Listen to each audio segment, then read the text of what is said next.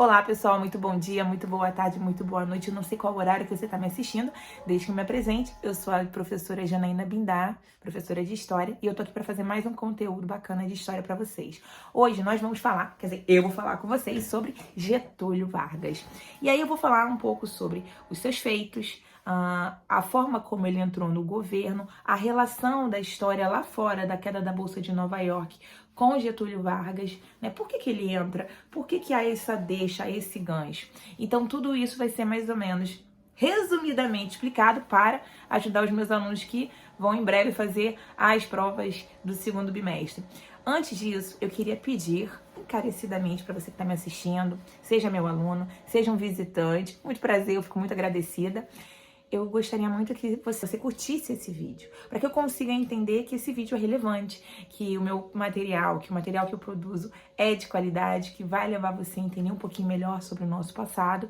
Então, não custa nada, dá uma curtida, dá um joinha, compartilha esse conteúdo, se puder se inscreva no canal para ficar por dentro de outros assuntos relacionados à história, beleza? Então vamos continuar aqui, quer dizer, vamos começar o nosso assunto e eu vou começar contando a relação assim que existe entre a queda da Bolsa de Nova York em 1929 nos Estados Unidos com a entrada do Getúlio Vargas no poder.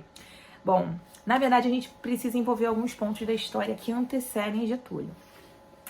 A nossa política, né, depois que o que a gente chama de República Velha, ela é dividida em duas partes. A República da Espada, né, que era uma política que, na verdade, introduziu no Brasil o que a gente chama de República, Marechal Deodoro da Fonseca e depois por Floriano Peixoto.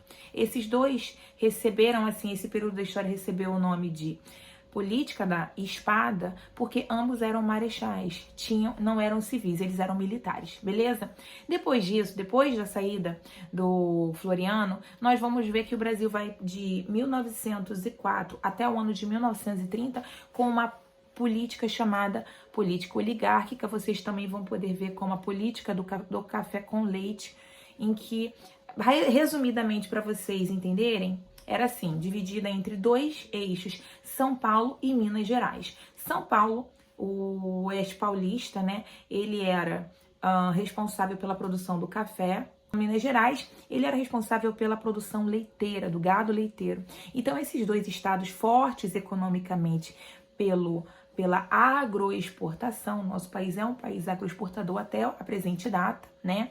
Então a gente vai perceber que esses dois estados, por ter grande força relacionada à política de exportação, eles tinham muito prestígio na política. Então havia uma dobradinha entre São Paulo e Minas Gerais, em que eles, a cada eleição, havia a indicação de ou um paulista ou um mineiro, por isso a dobradinha do café com leite. Inclusive, algumas questões bem antigas do Enem ou de outras universidades, né, o vestibular, que havia assim uma gangorra e aí geralmente dois coronéis, um branco representando, um de chapéu branco, eu lembro muito dessa questão, representando o leite de Minas e o outro de preto representando o café.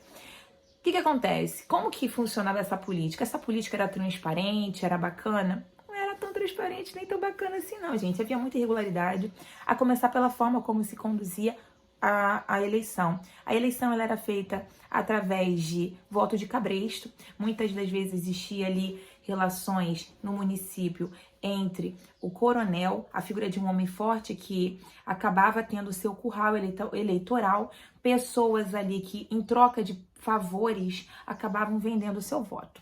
E aí, essa política beneficiava os governadores e um efeito de escala também ajudava ao presidente. Ou seja, o coronel comandava o seu curral para que votasse nos políticos determinados ali, nos governadores e na figura do presidente, e isso servia como favorecimentos pessoais para esse mesmo governador, que dava também uma espécie de benefícios, vamos dizer assim, para os coronéis ali que os apoiavam. E as pessoas do curral eleitoral que vendiam seu voto por favorecimentos pessoais acabavam sendo coagidas no ato da votação. O que acontecia? Elas iam votar e geralmente iam acompanhadas. O voto, lembrando que o voto nessa época não era secreto, o voto era aberto. Então esse indivíduo que está vendendo seu voto, ele ia lá e votava naquele determinado candidato, seja de Minas ou seja de São Paulo, beleza? E é importante vocês entenderem isso para poder conseguir entender o porquê que 1929 abalou a política do nosso país. Bom, no final da década de 20 ali, São Paulo vai começar a querer fazer a política do café puro. Ele não queria mais a participação ou ter que dividir o cenário, né? Dividir os seus holofotes com Minas Gerais, produtor de leite, porque ele se via como realmente o carro-chefe da economia. Então, o que vai acontecer? Eles vão tentar lançar a política do café puro. Olha a loucura que vai acontecer nesse período. Enquanto São Paulo está golpeando Minas, que deveria indicar agora um mineiro e não mais um paulista, uma vez que estava um paulista na presidência da República, São Paulo vai e lança a política do café puro e automaticamente lança outro paulista. Ou seja, estava um paulista no poder, deveria vir Minas. Mas aí São Paulo, opa, não, vou lançar outro paulista e abandonou Minas. Minas ficou como? Minas ficou se sentindo meio que traída por São Paulo. E aí olha o que acontece, olha o tiro no pé de São Paulo. No ano de 1929, ocorre o que a gente chama de craque da Bolsa, ou a Quinta-feira Negra, ou a queda da Bolsa de Nova York no ano de 1929. Especulações relacionadas a questões lá envolvendo a superprodução norte-americana, aliada à especulação da Bolsa de Valores, que fez com que, de repente, todo mundo e as bolsas, né, as ações perdessem completamente o seu valor de uma hora para outra, levando diversas pessoas aí à falência. Inclusive, houveram mortes, pessoas se suicidaram, pessoas enlouqueceram, porque de uma hora para outra eram ricas e, de repente, ficaram sem nada. E o que esse cenário tem a ver, o que ele se relaciona com a entrada de Getúlio Vargas no poder? Ele diretamente, ele influi por quê?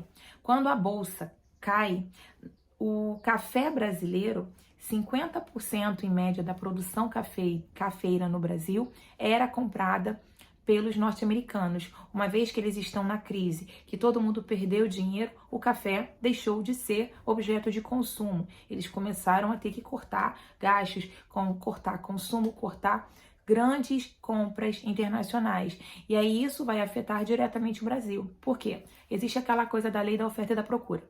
Quanto mais uma coisa ela tá escassa, mais ela vale. Quanto essa coisa tá abundante no mercado, a tendência do preço dela é cair. Isso se chama lei da oferta e da procura no mercado. O que acontece com isso? Quando acontece a queda da Bolsa de Nova York e os norte-americanos param de comprar essa grande produção de café, o café vai ficar ali em abundância no Brasil e não vai ter mercado consumidor suficiente para isso. Então, o que acontece? O café vai perder um pouquinho aquele tanto de prestígio. E a política para sanar isso vai ser o quê? Comprar o excedente do café e de destruir esse excedente de café. Para quê? Para que os preços não caiam abruptamente, não caiam assim espantosamente. E através de impostos que vão ser pagos, claro, por brasileiros, pela população que trabalhava. Infelizmente, quando os governos tomam grandes medidas, eles acabam afetando diretamente o bolso do trabalhador, que é o financiador, né? Acaba sendo o financiador através dos impostos de qualquer medida, seja positiva ou seja negativa, tomada pelo Estado, beleza?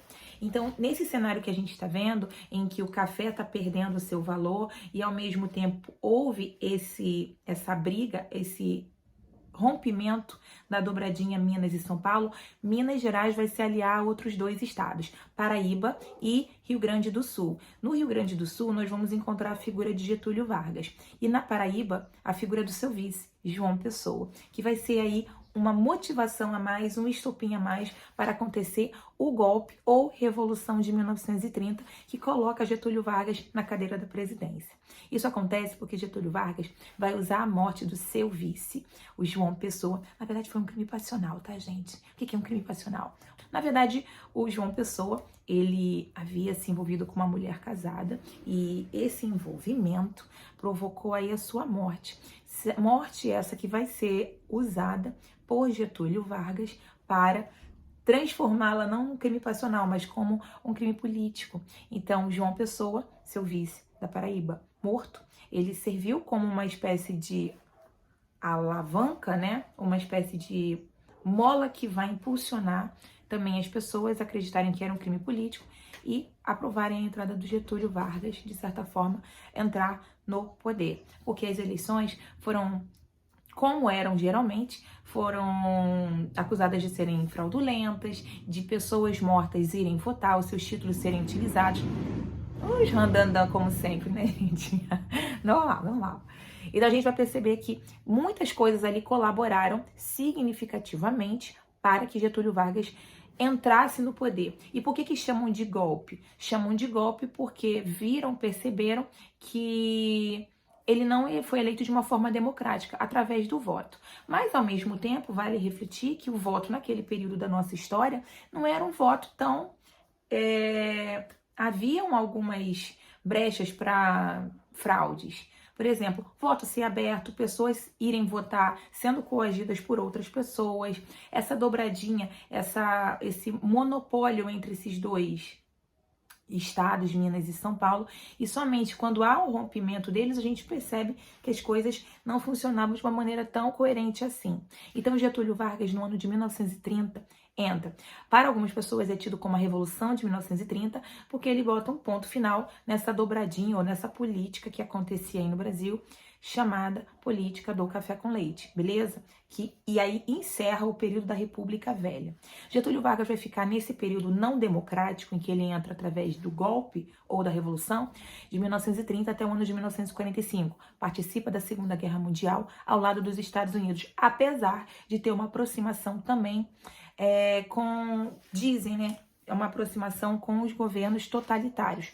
O Getúlio Vargas, ele vai ter características que eu vou mencionar nesse vídeo que se assemelham sim. Por exemplo, o militarismo, a figura do líder, músicas que envolviam uma propaganda para o seu governo, ao mesmo tempo o controle através do DIP de uma espécie de censura para notícias que fossem contrárias ao seu governo, e o DIP também funcionava como uma espécie de publicidade para o governo de Vargas. Ou seja, o DIP funcionava favorável ao governo, beleza? Isso é importante vocês entenderem também. A política do Getúlio Vargas vai começar no ano de 1930 com um governo chamado de governo provisório. Depois vai haver o governo constitucional, que vai durar de 32 a 37, e em 37 começa a parte mais forte do seu governo, que a gente chama de Estado Novo, ao qual se assemelha ali a um regime de governo de direita, porque era mais ou menos essa mesma pegada que estava acontecendo nesse período da história em outras nações também. Nós vamos ter representação desse período entre o Entre Guerras e a Segunda Guerra Mundial do Adolf Hitler na Alemanha, nós vamos ter o Mussolini na Itália, e nós vamos ter também a figura do Joseph Stalin dentro do governo soviético. Então, esse é o parâmetro ali de governos que nós vamos ter, ambos completamente rivais, né? O soviético com os adotados na... Bom, o governo de Getúlio Vargas, ele vai receber, claro, oposição de São Paulo, porque São Paulo não ficou nada satisfeito em ter sido tirado do poder, né? Anos aí ele estando à frente como carro-chefe da economia, ele não vai aceitar numa boa Getúlio Vargas entrando e tomando a política. E aí o que vão bater muito na tecla da questão de Getúlio Vargas é a questão dele não ter sido eleito de forma democrática. Então, de 1930 ao ano de 1945, foram 15 anos de governo Vargas, ou como conhecido, Era Vargas, em que ele esteve no poder não de forma democrática, não através do voto, e sim através de um golpe ou através de uma revolução. Para quem gosta, revolução. Para quem não gosta, golpe. Né? Eu aqui atendo à história, eu explico como ela é e eu faço você refletir o que você consegue entender daquilo que eu tô explicando. Eu não tenho aqui que te falar que ele era um mocinho ou que ele era um bandido. Eu tô aqui para expor os fatos e você conseguir tirar daí as suas conclusões sobre a história. Inclusive eu vou falar sobre a Olga, que é uma questão assim que todo mundo fala, mas ele levou a Olga Benário, que era a mulher do Prestes, e ela era judia, e ela era alemã, e ela foi extraditada e foi assassinada no governo nazista. Sim, esse ponto acontece e eu vou explicar isso um pouquinho melhor para vocês. Para me guiar aqui, eu vou fazer uma coisinha. Como eu passei uma revisão para as minhas turmas, eu gosto de bate e volta, responder essas questões para poder trabalhar cada questão direitinho para que vocês consigam entender de fato como foi conduzido isso. Bom, a primeira pergunta é assim, ó. Relacione a queda da Bolsa e a alteração do cenário político e vigente naquele período. Bom, então isso foi o que eu acabei de explicar. Getúlio Vargas entra através de um golpe ou de uma revolução depois do rompimento da política do café com leite, que era a vigente desde o ano de 1904 até o ano de 1929, 30, quando ele entra no poder. E essa política era baseada na dobradinha entre Minas e São Paulo. E o que sustentava muito isso foi a questão dos norte-americanos serem os principais consumidores. À medida em que eles perdem dessa coisa do poder de compra por conta da crise de 29, o café perde um pouco o prestígio e aí acontece, ainda aliado a essa questão, o rompimento de São Paulo, que tentou inserir a política do café puro, tirando Minas da jogada. E aí é nesse cenário conturbado que Minas se alia à Paraíba e o Rio Grande do Sul, formam a Aliança Liberal e Getúlio Vargas entra, aliado à morte também do João Pessoa, mas também a questões levantando críticas a respeito de como era conduzida o sistema eleitoral naquele período, ele se insere na política, ok? Combinado? Conseguiram entender isso? Ótimo. As fases do governo Getúlio Vargas, nós vamos ter nesse período, claro que Getúlio Vargas retorna ao poder anos depois, mas nós vamos ter, primeiro, governo provisório, segundo, governo constitucional, que é o que acontece a Constituição, em que ele provoca grandes mudanças que beneficiam a população brasileira, e em terceiro, o Estado Novo, que ele intensifica, começa a centralizar mais o poder sobre a sua figura, beleza? Esse mapa mental, quem quiser pode acessar depois, e ele fala alguns feitos sobre Getúlio Vargas. Falar que o cara era um fascista, que era um nazista, ou que era algo desse tipo, mas não contar coisas positivas que ele fez no governo dele, eu acho contraditório. Ele tinha pontos, sim, ruins, ou que eram vistos de uma forma ruim no seu governo, mas ele também fez coisas positivas. Eu vou dizer algumas contribuições do governo do Getúlio Vargas. Uma delas, que eu acho excelente, é a colocação do voto feminino. Até então, mulher não votava. Então, como é que um cara que é totalmente ruim provoca aí a intenção de mulheres poderem ir e votar? Sem contar isso, Getúlio Vargas promoveu o voto secreto. Foi só no governo de Vargas que ele vai criar o voto não sendo aberto. O voto é um direito nosso e é secreto. O que acontece é que todo mundo gosta de ficar falando quem vota, né? Só que eu acho que são dois feitos importantes e que mostram, assim, a questão de Vargas não ser um cara tão voltado a simplesmente fazer coisas ali para se beneficiar. O voto secreto poderia colocar ele como uma pessoa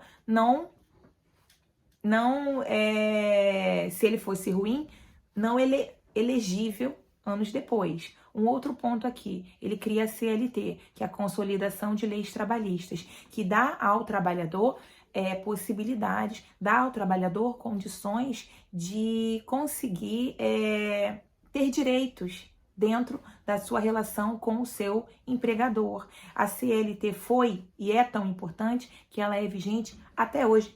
Eu trabalho em uma escola, como vocês sabem, sou professora, então o meu sistema de contratação é através da CLT. Se fosse tão ruim, ele não haveria ter se estendido ao longo de tantos e tantos anos.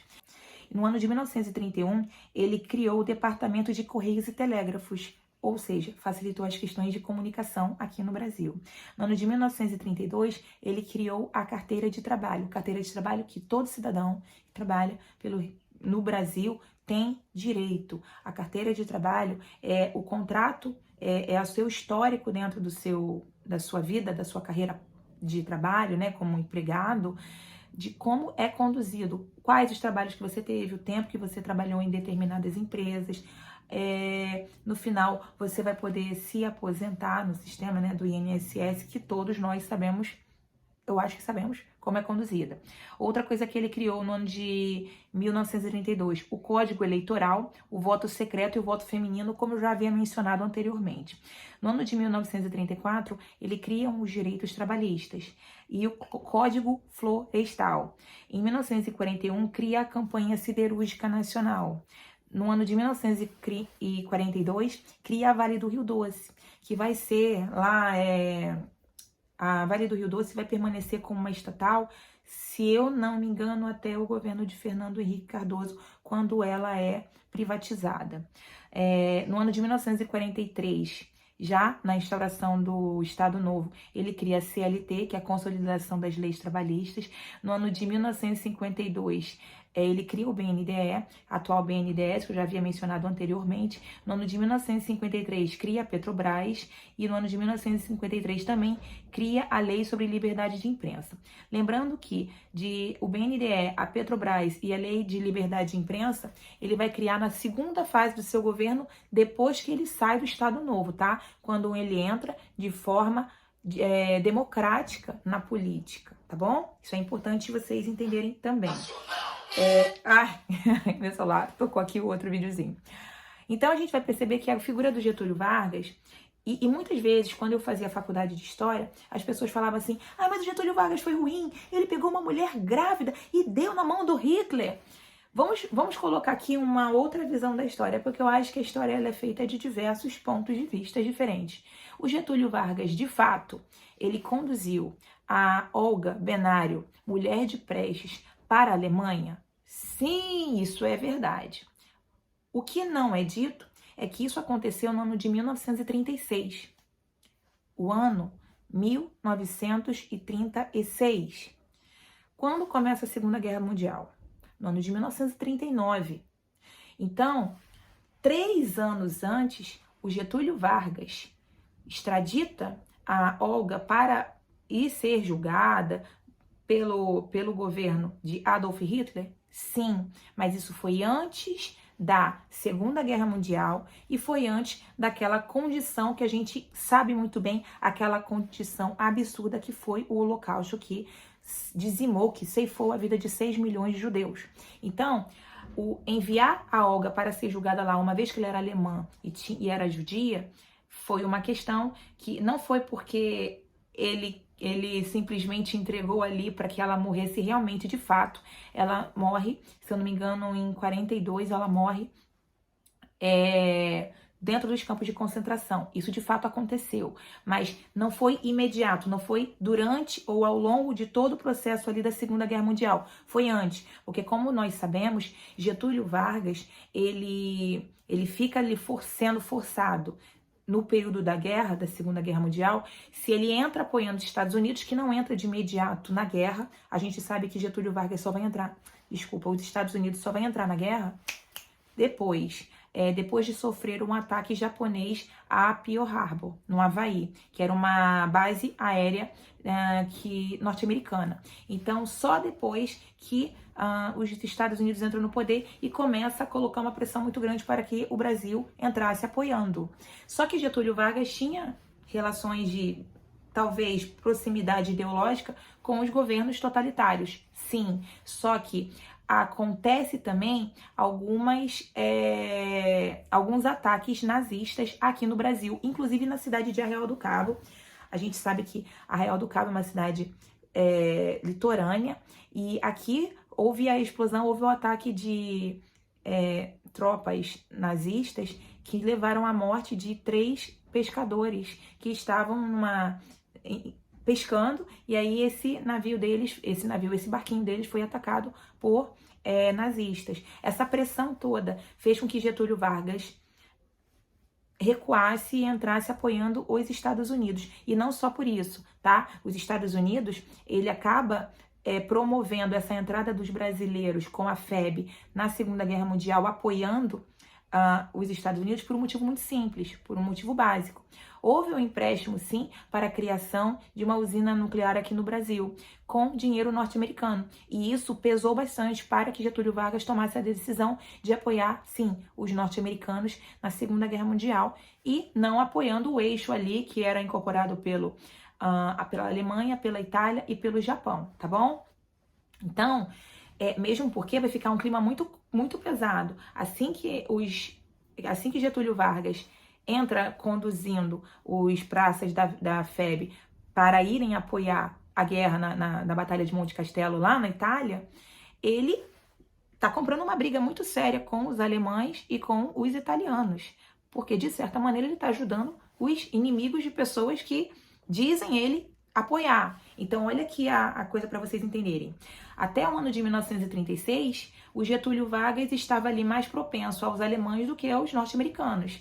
E, inclusive, no ano de 1936, quando Olga é extraditada, ela não é extraditada porque ela é alemã / judia. Ela é extraditada porque ela é uma agente comunista, mulher de Prestes, que era grande inimigo político do Getúlio Vargas, tá bom? Isso é importante ser dito. E ela é extraditada no ano de 1936. E a guerra só acontece no ano de 1939. E o Brasil não entra de imediato na guerra, assim como os norte-americanos. É importante eu colocar isso para vocês entenderem. Porque quando a gente ouve na história, porque o Getúlio Vargas deu de presente para o Hitler, que está matando 6 milhões de judeus, mais uma judia, que é a Olga, a gente tira aí o contexto de quando ele enviou a Olga para ser julgada lá na Alemanha e quando começou a guerra, e foi muito depois que há o conhecimento sobre a questão do Holocausto. Isso é importante para que seja colocado para que vocês entendam que Getúlio Vargas não era perfeito, não era maravilhoso. Ele, inclusive, teve desgastes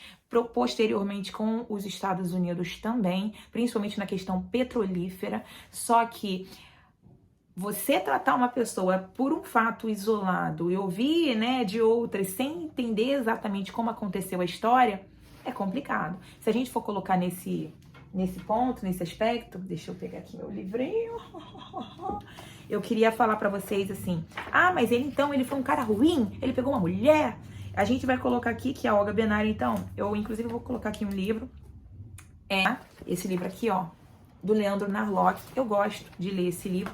Esse livro foi escrito por jornalista. Esse livro foi escrito por uma pessoa que tem, sim, um viés, assim como um historiador pode ter, e às vezes tem. Então eu não olho ali a veracidade da história pela pessoa que está escrevendo, pela sua profissão. Eu olho pelo conduzir documentos para que comprovem aquela história que está sendo dita. Entre essas histórias, eu vou falar para vocês, batem tanto na questão da Olga ser extraditada, que se esquecem da garota. Quem é a garota? Bom, ao mesmo tempo em que Olga, em 1936, vai ser enviada por Getúlio Vargas, para ser julgada lá na Alemanha, vai haver uma morte de uma menina aqui de 16 anos chamada Elvira Cupelo Calônio, mais conhecida como Elza, que foi assassinada pelos, então, vou colocar assim, pelas pessoas que eram envolvidas com a coluna Prestes, tá? Essa Elza, inclusive tem um livro posterior, Elvira, que tinha o codinome de Elza, Elvira ganhou em 2008 uma ótima biografia, Elza, a garota, do jornalista Sérgio Rodrigues. O livro mostra que a menina é uma típica integrante do povão, aquela classe cujo apoio os intelectuais comunistas brasileiros sonhavam conquistar e raramente conseguiram. Vinha de uma família de operários de Sorocaba, interior de São Paulo, pobre e semi-letrada. Entrou para o grupo de comunistas na década de 30 por influência do namorado, Antônio Maciel Bonfim. Todas essas coisas que estão sendo descritas neste livro, ela tem uma biografia atrás. E eu provoco a vocês que vá mencionar. Eu não estou querendo aqui levantar bandeiras sobre ou ser uma advogada de Getúlio Vargas, mas eu quero mencionar para vocês, se a figura de Olga Benário sendo extraditada é um fator para levar todo mundo a odiar Getúlio Vargas, por que uma garota que foi eliminada por saber demais, talvez pelos integrantes da coluna Prestes, não é mencionada em história nenhuma? 2 pesos e 2 medidas, a garota foi enforcada com 16 anos de idade, entendeu? E pouco se fala sobre ela. Então a minha sugestão para vocês é procurar. A internet está aí, livros estão aí, fique à vontade para você tirar sua concepção sobre esse ponto da história, tá bom? Eu acho que é importante vocês entenderem sobre Getúlio Vargas, foram os feitos que ele criou, a forma como ele conduziu, lembrando que no ano de 1932 houve a Revolução Constitucionalista de São Paulo, principalmente porque Getúlio Vargas colocava interventores, colocava pessoas próximas a ele para se tornarem ali espécies de seus olhos dentro da política de cada estado. Isso realmente, de fato, aconteceu. Getúlio Vargas, eu tenho ele como uma figura política importante, interessante da nossa história. Eu não tô aqui para defender e falar que ele foi maravilhoso, foi 100%, mas eu ouço a história de pessoas que viveram a história. Então, das pessoas que eu ouvi falar sobre Getúlio Vargas, ele sim era tido como o pai dos pobres, porque ele conduziu ali uma política voltada hoje tida como ideias populistas, né, de aproximação do líder com a população, a forma carismática que o político tem de se aproximar da massa, se aproximar da população, que é muito utilizada até hoje por diversos políticos, vamos falar a verdade. Getúlio Vargas inaugura isso porque a partir de agora há um esforço maior do político de tentar se aproximar da população, porque se ele não tiver a boa vontade do eleitor, ele não vai ser eleito. Uma vez que, vamos prestar atenção, o voto é secreto. As pessoas podem falar que votam em uma e votam em outra, entendeu? Então dizem que o Getúlio Vargas foi populista. Eu não consigo conceber o Getúlio Vargas apenas como um cara populista.